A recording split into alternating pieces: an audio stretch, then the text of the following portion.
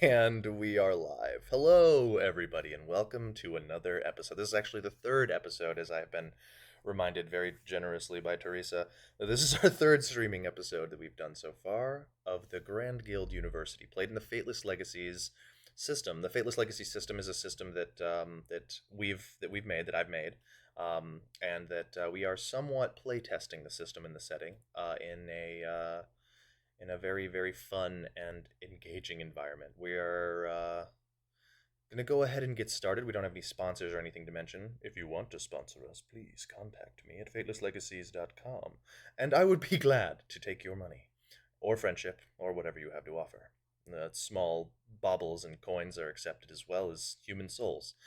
Anyway, moving on. Last, we left our characters. Something terrible happened. Something spooky. You all were invited to an after party, which not a single one of you attended. And finally, when one of you was given the free time to go and check out the after party, you were met by a gruesome display of death, dismemberment, really a bloodbath, and left with the trauma of witnessing that and somewhat understanding that there is a level of fault here, as the people who were focused more appeared to be dressed as your characters. Whatever did this was clearly after you. You all met together after Varen found this information and, had your dialogues with one another about it. You told each other about the events and started trying to make plans for what you wanted to do moving forward. A couple of you had a few other conversations with a few other people about the things that have happened around you, but that one seemed to be the most pressing, at least at the moment. And I believe you all went to talk to Thatch afterwards. You busted in his door. You broke and entered. You broke and entered into Thatch's house, and informed What? him. Why? Hold on. That is the worst person. He's literally our lawyer. Alright, for the record, we didn't. The dog broke it and let him. It was the dog that, literally. Sure, yeah. Blame the dog. The dog was at fault directly, I swear to God. To be fair, Echo, it's your fault that it's a dog.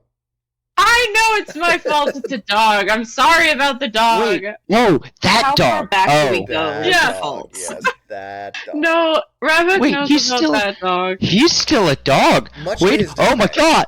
Well, Yeah, I know! I'm working on it! Get Well, on my ass! we left, however, there was a bit of an altercation between said puppo and a ghostly... Can I also blame this on Heko? You can also blame this on Heko. Totally No. Hekko's fault. Ravok is so convinced it's his fault, so don't worry. Oh, poor Ravok.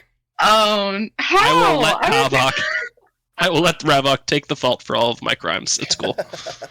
Ravok's fault we were all there.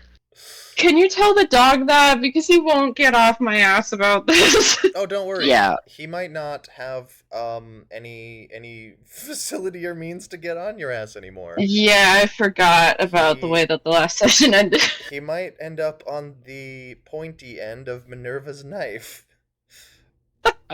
Acceptable My loss. favorite place to be. Hey. Oh, Yeah. That's not where we're starting, is it? no, Has no, this no. session... Okay, God. I was like, I don't wanna. We are actually going to be starting with Ravok, with what Ravok has been doing. Last Yay. we left our party, Ravok had spent a little bit of time reflecting on what Ravok wanted to do moving forward, what Ravok's goals were, and what this party, the Six of Hearts, is about. And with all of this reflection, you decided to start seeking training in other faculties. Wait, hold on. I thought I was imprisoned because some weird men in a white van offered me candy. That is also a thing that happened. Alright, we'll start there. It's going to be a quick Yeah, give me a quick recap, because I, as a person and as a character, have no idea what's going on right now. So, you followed these sussy people into the maze that is located on the far kind of northern end of the campus where one of the waterfalls starts its peak downwards towards the river below. It's this very, very beautiful hedge maze, but it's bigger on the inside. As you go Unironic use through of sussy. As you start moving through this maze, you realize how complicated it is. But these people seem to know where they're going, so it's pretty easy to follow them. You do realize that upon attempting to leave the maze, it might be a little more difficult the deeper you follow them in. But you cut your losses and you follow them all the way. Or you don't cut your losses. You do the opposite of that. Whatever the euphemism for not cutting your losses is, you do that, and you follow them all the way to a weird upturned stone in the ground. You can see that they actually lift up one of the stones and they go underneath where there's like a secret hidden staircase and they slide the stone back over. You, knowing now that you can lift this stone and go under and follow them. You follow them a good ways using some of the things that you learned from Minerva as well as some of the things that you're just born with, these innate abilities to stealth and sneak. And you follow them almost all the way down to where they are having their creepy little meeting. Eventually, however, you are caught. Not because you were unstealthy, but because when you tried to leave, and it is mostly just a tunnel, you realized that you couldn't get out of the place. The stone would not be removed. There's only going in. There was no going out. And eventually you were caught by these people who seemed pretty upset about you. But before you were caught, you overheard a conversation about them trying to gain access to something called the Fraction of Ador. They wanted it for various reasons, but one of the main reasons is because they are doing weird culty things. Things that Ravok probably doesn't even really understand or care about.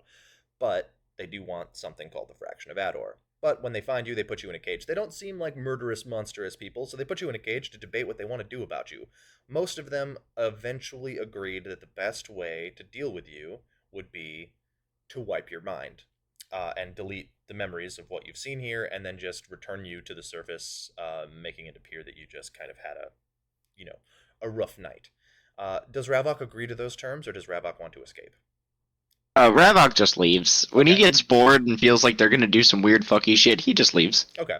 Yeah, you break the cage fairly easily. You retrieve your weapon that they took from you. It was more of an asking. They didn't even really like hurt you or threaten you with any violence. They just asked if you would, not leave. And then they asked, okay, so this is the only way that we can let you go. And once you realized that they were intending on actually imprisoning you here, you just said, I'm going to leave. And you leave, and if any of them even tried to stop you, it was clear that they weren't going to be able to. Now you have made an enemy of this group of people, and they don't like you. You don't know who they are or what their organization is called. You just know what most of them look like. It's a group It's of... not the first time I've been in this exact situation where a group of people that I don't know who they are or what they want doesn't like me for reasons that I don't know. Very fair, very fair. You get a good look at maybe like three of their faces. One of them is a Dracian woman.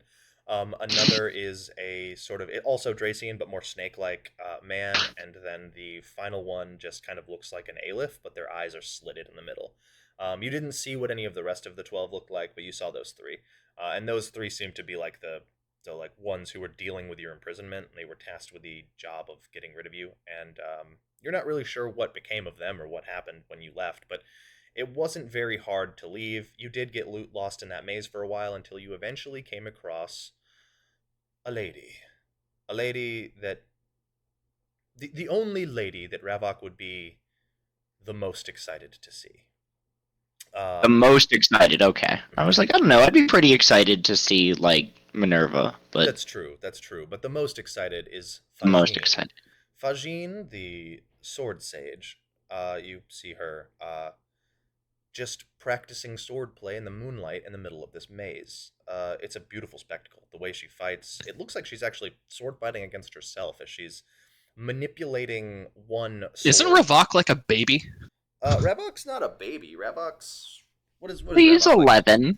He's 11. That's a baby! Yeah, Ravok's very young. Ravok is very, very young. But yes, she is sword fighting with herself. You can see her sword clattering against her other sword as she is practicing a sort of sword style.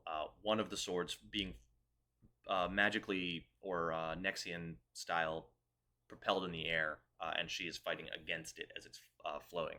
Um, very graceful, very beautiful. Eventually, however you choose to allow this to happen, whether naturally or over a period of time, you join the sword sages more or less to engage in training, and they accept you. They accept you in. They allow you to learn their secrets. They do not say that you are a member of the sword sages.